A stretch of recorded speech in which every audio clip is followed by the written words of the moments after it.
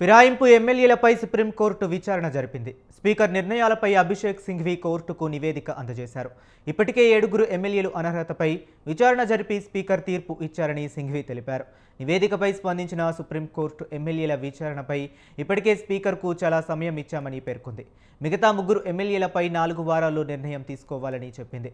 తదుపరి విచారణను 2 వారాలకు వాయిదా వేస్తూ సుప్రీంకోర్టు నిర్ణయం తీసుకుంది.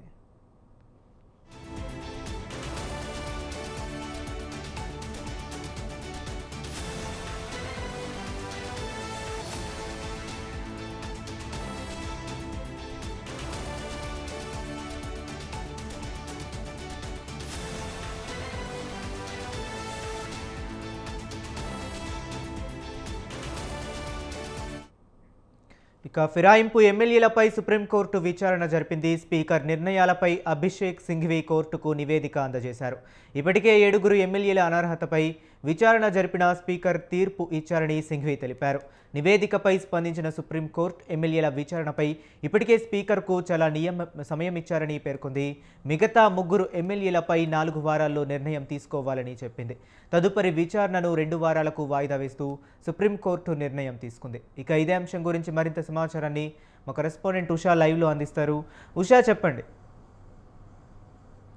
హరీష్, ఫిరాయింపు ఎమ్మెల్యేల కేసుకి సంబంధించి సుప్రీంకోర్టు తీవ్రంగా ఈ కేసుని పేర్కొంది. ప్రస్తుతం ఫిరాయింపు ఎమ్మెల్యేలకి సంబంధించి స్పీకర్ తరపున అభిషేక్ మను సింఘ్వి వాదనలు అయితే వినిపించారు. మొత్తం మీద 7 ఎమ్మెల్యేలు, 10 మంది ఫిరాయింపు ఎమ్మెల్యేలలో దాదాపు 7 ఎమ్మెల్యేలకి సంబంధించి మొత్తం కూడా ఆర్గ్యుమెంట్స్, ఓరల్ ఆర్గ్యుమెంట్స్ అన్నీ కూడా వినడం జరిగింది. వీరు ఎక్కడా కూడా పార్టీ మారినట్లు ఆధారాలు లేవు కనుక వీరిని బీఆర్ఎస్ పార్టీలో ఉన్నట్టుగా కూడా ఇప్పటికే స్పీకర్ క్లీన్ చిట్ ఇచ్చిన నేపథ్యాన్ని కూడా జస్టిస్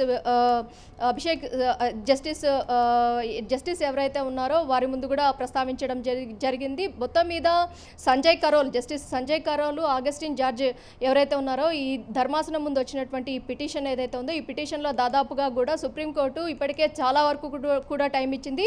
గత ఏడాది జూలైలో 3 వారాల టైం, అక్టోబర్ లోపు కూడా ఈ కేసుకి సంబంధించి పూర్తి చేయాలి అనే ఒక హుకుం జారీ చేసినప్పటికీ కూడా ఎక్కడా కూడా స్పీకర్ దీనికి సంబంధించినటువంటి చర్యలు తీసుకోలేదు. వెంటనే సీరియస్ అయినటువంటి అప్పటి గవాయ్ నేతృత్వంలో జరిగినటువంటి ఈ ఆర్గ్యుమెంట్స్ ఏవైతే ఉన్నాయో ఈ ఆర్గ్యుమెంట్స్కి సంబంధించి మరికొంత సమయం కావాల్సిందిగా పిటిషన్ కూడా దాఖలు చేసుకున్నారు. అనంతరం ఇప్పుడు చూసుకున్నట్టయితే 10 మంది ఎమ్మెల్యేలలో 7 మంది దాకా కూడా క్లీన్ చీట్ ఇచ్చిన నేపథ్యాన్ని కూడా అభిషేక్ మను సింఘ్వి జస్టిస్ కరోల్ ముందు, సంజయ్ కరోల్ ముందు, అలాగే జార్జి ముందు కూడా ప్రస్తావించడం కూడా మనం చూసుకోవచ్చు. మరోవైపు చూసుకున్నట్టయితే సుప్రీంకోర్టు ఆదేశాలు ఏవైతే ఉన్నాయో వాటిని కూడా తుంగలో తొక్కేలాగా స్పీకర్ వ్యవహరిస్తున్నారు అన్న కోణంలో అటు కౌశిక్ రెడ్డి, కేటీఆర్, వివేక్ ఈ 3 తరపున అడ్వకేట్ కూడా వాదించడం జరిగింది. మొత్తం మీద 2 వారాలు ప్రభుత్వం తరపు స్పీకర్ అభిషేక్ మను సింఘ్వి దాదాపు 4 వారాలు సమయం కోరారు. 2 వారాల్లోపు ఈ కేసుకి సంబంధించి మిగిలిన 3 ఎవరైతే సంజయ్, దానం నాగేందర్, అలాగే కడియం శ్రీహరి ఈ 3కి సంబంధించి కూడా ఒక కొలికి తీసుకురావాల్సిందిగా 2 వారాల్లో దీనికి సంబంధించినటువంటి ఛార్జ్ షీట్ కూడా దాఖలు చేయాల్సిందిగా అయితే వీరికి స్పష్టమైనటువంటి ఆదేశాలను ఇచ్చినట్టుగా అయితే తెలుస్తుంది. మొత్తం మీద ఫిబ్రవరి 1 వారంలో ఈ కేసు మరోసారి హీరింగ్కి వచ్చే అవకాశం ఉన్నట్టుగా అయితే తెలుస్తుంది. ఓవరాల్గా సుప్రీంకోర్టు చాలా వరకు కూడా ఈ కేసుని సీరియస్గా తీసుకునింది. మీరు చర్యలు తీసుకొని ఏదైతే సమయంకి మించి మీరు చర్యలు తీసుకున్నట్లయితే తాము ఇన్వాల్వ్ అవ్వాల్సి వస్తుంది అన్న కోణంలో కూడా ఇవాళ కూడా ప్రస్తావించడం కూడా ఒక కొసమెరుపులాగే చూసుకోవచ్చు. హరీష్, ఓకే ఉషా, అలాగే 7 ఎమ్మెల్యేలకి క్లీన్ చిట్ ఇచ్చిన నేపథ్యంలో ఒకవేళ వీరు పార్టీలో కొనసాగే అవకాశం ఉందా లేదంటారా? ఇంకా ఖచ్చితంగా 7 ఎమ్మెల్యేలకి సంబంధించి క్లీన్ చిట్ ఇచ్చినప్పటికీ కూడా ఈ ఆర్గ్యుమెంట్స్, ఓరల్ ఆర్గ్యుమెంట్స్ మొత్తాన్ని కూడా విన్నాము అన్న కోణంలో అభిషేక్ మను సింఘ్వి స్పీకర్ తరపున మెజిస్ట్రేట్ ముందు వాదనలు వినిపించినప్పటికీ కూడా అటు కేటీఆర్, వివేక్, అలాగే కౌశిక్ రెడ్డి తరపు అడ్వకేట్లు కూడా ఏదైతే స్పీకర్ ముందు ఇచ్చినటువంటి ఎవిడెన్స్ ఏవైతే ఉన్నాయో వాటన్నిటిని కూడా మరో 2 వారాల వాయిదా తర్వాత వీటన్నిటిని కూడా ప్రస్తావించే అవకాశం ఉంది. పార్టీ ఫిరాయింపులకు దాదాపు ఈ 10 మంది కూడా పాల్గొన్నారు. స్పీకర్ దీన్ని చాలా వరకు కూడా ఏదైతే జాప్యం వ్యవహరించారు, ఈ కేసులో ఎక్కడా కూడా పొంతన లేనటువంటి తీర్పునిచ్చారు అన్న కోణంలో ఇప్పటికే కేటీఆర్ కావచ్చు, వివేక్ కావచ్చు, కౌశిక్ రెడ్డి ప్రతి ఒక్కరు కూడా స్పందించడం, బీఆర్ఎస్ నాయకులు ప్రతి ఒక్కరు కూడా ఈ కేసుకి సంబంధించి స్పీకర్ ఏకపక్షంగా వ్యవహరిస్తున్నారు, స్పీకర్ నిర్ణయం సబబు కాదు అన్న కోణంలో కూడా వ్యతిరేకిస్తున్నారు. దీనికి సంబంధించి కౌంటర్ ఫైల్ కూడా దాఖలు చేసుకునే అవకాశం ఉంటుంది సుప్రీంకోర్టులో. స్పీకర్ ఇచ్చినటువంటి ఆదేశాలు ఏవైతే ఉన్నాయో ఆదేశాల్లో ఎక్కడెక్కడ మిస్టేక్స్ ఉన్నాయి వాటన్నిటిని కూడా క్రోడీకరిస్తూ మరోసారి కూడా పిటిషన్ వేసుకునే అవకాశం ఉంది. 7గురికి సంబంధించి కూడా కండువా కప్పుకున్నటువంటి ఎవిడెన్సెస్ ఏవైతే ఉన్నాయో అవి కావచ్చు, బీ ఫామ్లో కొనసాగుతున్నటువంటి నేపథ్యం కావచ్చు, మిగిలిన ముగ్గురులో సంజయ్కి సంబంధించి కూడా ఓవరాల్గా అయితే మొత్తం కూడా అతనికి సంబంధించినటువంటి వాదోపవాదనలు ఆర్గ్యుమెంట్స్ పూర్తిగా విన్నటువంటి స్పీకర్ అతన్ని తీర్పును మాత్రం రిజర్వ్ చేసినట్టుగా అయితే తెలుస్తుంది. దానం నాగేందర్కి సంబంధించి, కడియం శ్రీహరికి సంబంధించి మాత్రమే ఇప్పటి వరకు కూడా వారు ఎక్కడా కూడా ఫిజికల్గా వచ్చి స్పీకర్ ముందు హాజరు కాలేదు. మరోవైపు కడియం శ్రీహరి కొంత సమయం కావాల్సిందిగా మాత్రమే కోరారు. కానీ దానం నాగేందర్ ఈ కేసుకి సంబంధించి ఇప్పటి వరకు కూడా ఎలాంటి స్పీకర్ ఎదుట కూడా హాజరు కాలేదు. దానం నాగేందర్కి ఖచ్చితంగా వేటు పడే అవకాశం ఉంది. లేకపోతే పార్టీ ఫిరాయింపు చట్టం ఒకవేళ ఇంప్లిమెంట్ అయినట్టయితే దానం నాగేందర్ ఖచ్చితంగా రాజీనామా చేసి ఖైరతాబాద్ ఉప ఎన్నికల్లో పార్టిసిపేషన్ కూడా చేసే అవకాశం కూడా లేకపోలేదు. మొత్తం మీద చూసుకున్నట్టయితే పార్టీ ఫిరాయింపు కేసుకి సంబంధించి ఈరోజు సుప్రీంకోర్టు 2 వారాల గడువు అయితే ఇచ్చింది రాష్ట్ర స్పీకర్ ఛాంబర్కి. చూడాలి ఈ 2 వారాల గడువులోపు ఈ ముగ్గురికి సంబంధించినటువంటి వ్యవహారంలో స్పీకర్ ఎలా వ్యవహరించబోతున్నారు.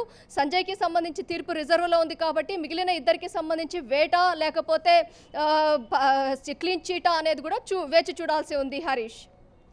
ఒకవేళ వీళ్ళందరికీ 10 మందికి కూడా పార్టీ మారలేదంటూ తీర్పు వచ్చినా కూడా వీరందరినీ బీఆర్ఎస్ పార్టీ యాక్సెప్ట్ చేసే అవకాశం ఉందా? ఖచ్చితంగా బీఆర్ఎస్ పార్టీ ఈ కేసుకి సంబంధించి 10 మందికి క్లీన్ చీట్ వచ్చే నేపథ్యం అయితే ఇక్కడ ఒకవేళ వచ్చినట్టయితే 9 మందికి సంబంధించి క్లీన్ చీట్ వచ్చినప్పటికీ దానం నాగేందర్ బీఫామ్తో ఎంపీ ఏదైతే సికింద్రాబాద్ ఎంపీ క్యాంపెయినింగ్లో కావచ్చు, ఎంపీగా అభ్యర్థిగా బీఫామ్ తీసుకొని కాంగ్రెస్ పార్టీ తరఫున బరిలోకి దిగినటువంటి వ్యక్తి. ఇతన్ని ఎక్కడ కూడా అటు ఏదైతే ఎవిడెన్స్ పూర్తి పక్కాగా ఉన్నాయి కాబట్టి ఇతను కూడా ఎక్కడ కూడా పార్టీకి సంబంధించి ప్రతి ఒక్క చోట కూడా హల్చల్ చేస్తున్నటువంటి నేపథ్యం కూడా మనం చూసుకోవచ్చు. పిఎస్సి మీటింగ్ దగ్గర నుంచి ప్రతి ఒక్క మీటింగ్, చిన్న మీటింగ్ దగ్గర నుంచి లోకల్గా ఉన్న గల్లీలో ఉన్నటువంటి మీటింగ్ దగ్గర నుంచి కావచ్చు, అలాగే ఏఐసిసి కండక్ట్ చేసేటటువంటి పిఎస్సి మీటింగ్స్ దగ్గర నుంచి కావచ్చు, ప్రతి ఒక్క మీటింగ్లో కూడా ఖచ్చితంగా దానం నాగేందర్ ప్రెజెన్స్ అయితే ఉంటుంది. కాబట్టి దానం నాగేందర్ని అయితే ఖచ్చితంగా వేటు పడే అవకాశం ఉంది. దీనికి సంబంధించి ఖచ్చితంగా బీఆర్ఎస్ పార్టీ కౌంటర్ అటాక్ కూడా చేసే అవకాశం కూడా లేకపోలేదు. సుప్రీంకోర్టులో కూడా ఖచ్చితంగా ఈ కేసులో దానం నాగేందర్కి మాత్రం ఖచ్చితంగా వేటు అవకాశం అయితే ప్రస్ఫుటంగా ఇక్కడ కనిపిస్తున్నటువంటి నేపథ్యమే కనిపిస్తుంది. ఈ వ్యవహారం మొత్తం ఫిరాయింపు ఎమ్మెల్యేల కేసులో దాదాపుగా కూడా అటు కడియం శ్రీహరి తన కుమార్తెకి సంబంధించి క్యాంపెయినింగ్ లో పార్టిసిపేట్ చేయడం కావచ్చు, ఇటు దానం నాగేందర్ ఎంపీ సీట్కి సంబంధించి కావచ్చు, ఇప్పటి వరకు కూడా ఎక్కడా కూడా తాను బీఆర్ఎస్ లో ఉన్నట్టు ఒప్పుకోకపోవడము, ఇవన్నీ కూడా బేరీజు వేసుకొని స్పీకర్ ఎలాంటి నిర్ణయం తీసుకోబోతున్నారు, మరో ఉప ఎన్నిక రాబోతోంది అన్నదానికి ఏదైతే దానం నాగేందర్ చేసేటటువంటి క్యాంపెయినింగ్లే నిదర్శనంగా నిలుస్తున్నాయి. కాబట్టి వీటన్నిటిని కూడా ఎవిడెన్సెస్ కింద ఖచ్చితంగా సుప్రీంకోర్టులో ప్రొడ్యూస్ చేసే అవకాశం ఉంది బీఆర్ఎస్ పార్టీ. కానీ ఇక్కడ చూసుకున్నట్టయితే బీఆర్ఎస్ దానం నాగేందర్ రాజీనామా అయినా చేసే అవకాశం ఉన్నట్టుగా అయితే తెలుస్తుంది. స్పీకర్ వేటు వేసే అవకాశం కూడా లేకపోలేదు. ఈ రెండిట్లో ఏదో ఒకటి ఈ వారంలోపు కూడా తేలే అవకాశం ఉన్నట్టుగా అయితే తెలుస్తుంది హరీష్. ఓకే ఉషా, అలాగే మనం చూసుకున్నట్లయితే 7 ఎమ్మెల్యేలకి క్లీన్ చిట్ ఇచ్చినా కూడా ఎప్పటి నుంచో కూడా దానం నాగేందర్ కానీ కడియం శ్రీహరి కానీ వీరిద్దరి విషయం కూడా స్పీకర్ దగ్గర కూడా కొలిక్కొచ్చే అవకాశం కనిపించట్లేదు. అసలు వీళ్ళకి ఫుల్ స్టాప్ ఎప్పుడు పడుతుందంటారు?